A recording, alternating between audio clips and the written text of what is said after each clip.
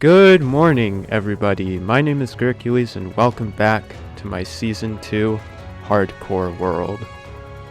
Hopefully you guys are having a good day.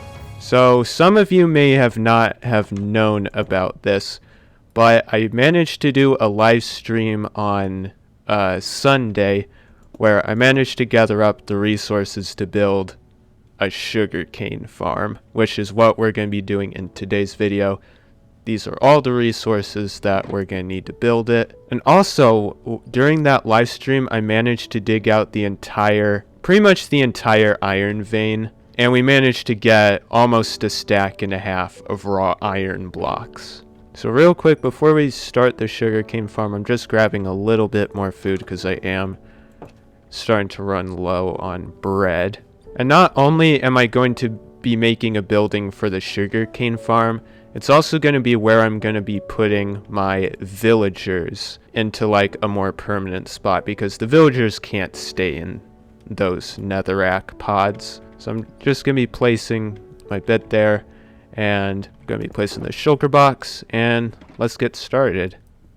Alright, so the first thing that I would like to do is dig out the area where the chest and the hoppers are going to go, because we're going to start off with the collection mechanism. So I think one double chest should be fine. Then we're going to put 5 hoppers right along here. Then we're going to grab out the rails. We're also going to grab out the levers. And essentially this is what we're going to be using to collect all these sugarcane. We actually might need more powered rails now that I think about it. And then right underneath the powered rails, we're gonna put some levers down, which will activate the powered rails, and plus it'll save me from just crafting redstone blocks. Right, and now I think this is where I would like it to curve. And then we're gonna go 1, 2, 3, 4, 5, 6, 7, 8. So each row of sugarcane is gonna be like 8 blocks. Alright, so if sugarcane's gonna go along here, then I'm going to want to do the same thing on the other side. Place levers underneath. Alright, so now I think it's time to start building the sugarcane module. So how this is going to work is we're going to put grass blocks on top of where the powered rails are. I'm also going to be grabbing some mangrove wood to hold the water in. Then we're going to grab sugarcane and start placing it down. And then after that is where it gets just a little bit more complicated. Honestly, it shouldn't be too bad. Right, then on top of the mangrove blocks, we're going to have a row of pistons and then a row of observers behind it. And I also want it so that like each piston will extend individually instead of the entire thing extending once a single stalk grows in front of the observer. So in order to do that, I think we need to place some mangrove wood here, then some mangrove wood behind the observers, and then in the empty gap right behind the pistons we place redstone, and I think that should work. Yes, it works! Right, so now that works, all we have to do is repeat this thing like a couple more times. So we just repeat the process by placing water.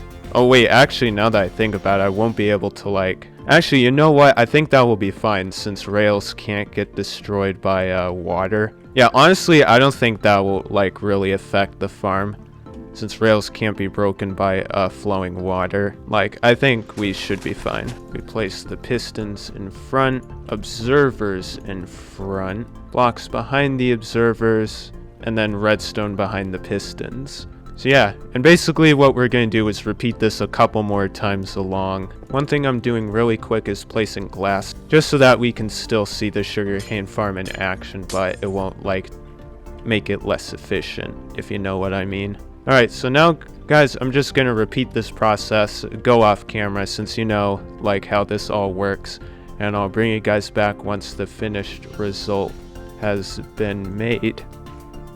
Ladies and gentlemen, the sugarcane farm is now up and running. There is one thing I would like to test really quick before we wrap this up. So as you can see, I have the hopper minecart running, and it's covering every single area every single block underneath that where sugarcane is. But one thing I want to test is if we can slow down the minecart a little bit when it goes over the hoppers, so that it deposits more sugarcane in at a time. And the way that I'm going to do this is with waterlogged rails. Alright, so one thing that I'm going to test is I'm going to waterlog these 4 rails to slow down the minecart's descent. Oh god, water's going everywhere. One thing I'm going to do really quick is add trapdoors like that. There we go. So yeah, as you can see, it slows down the minecart just a little bit. It's not going to detract the efficiency like by any means. Alright, there we go. Now what I need to make next is a gunpowder farm.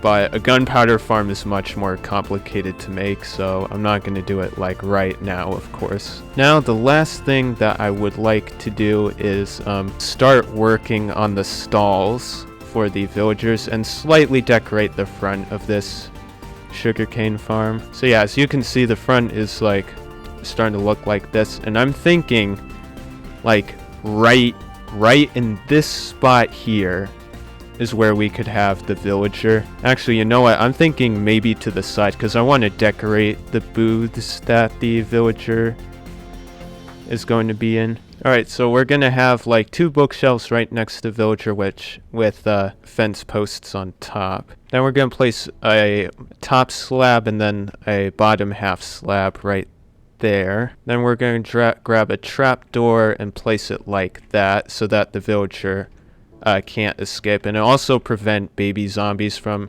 getting the villager. Right, so now I think it's as good a time as any to start transporting the villagers, but I need to empty my inventory a bit first. And this could be the most frustrating part. Right, so I need to break the lectern.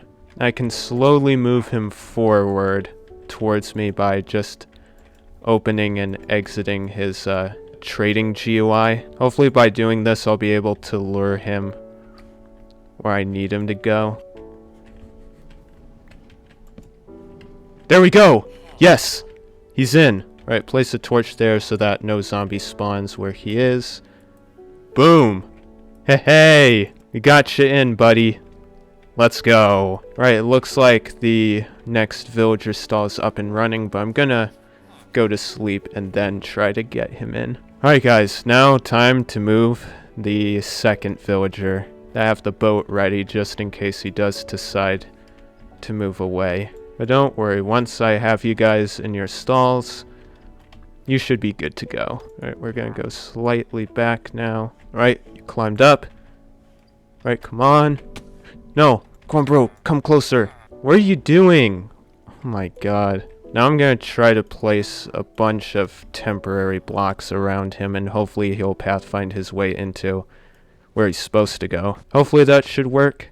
I don't want to fall in there myself. Like that. I also don't want to punch him in. Alright, I placed his lectern. There we go. Sorry I punched you, but there was pretty much no other way you were gonna go into where you were supposed to go. I mean, maybe I could have got him in with pistons. I mean, yeah, he slightly increased his trade, but that'll go down that'll go down eventually. All we gotta do is place a torch there, and there we go. Our villagers are now in their new permanent homes now. And I can take down these ugly netherrack trading booths. Well, I gotta say, that was quite the productive episode for today. We got a sugarcane farm that has been working pretty steadily actually, so that's always nice. And I will decorate this off camera, don't worry. But for now guys, I think that is where we're gonna wrap up this video. Thank you guys so much for watching. If you guys have enjoyed this video, then please do be sure to drop a like rating. And if you're curious as to what I did during my live stream that I did, then I'll also try to leave a link to that video as well. Consider subscribing so you don't miss out on future videos. Have a fantastic rest of your day, and I shall see you all in the next video. See you guys later.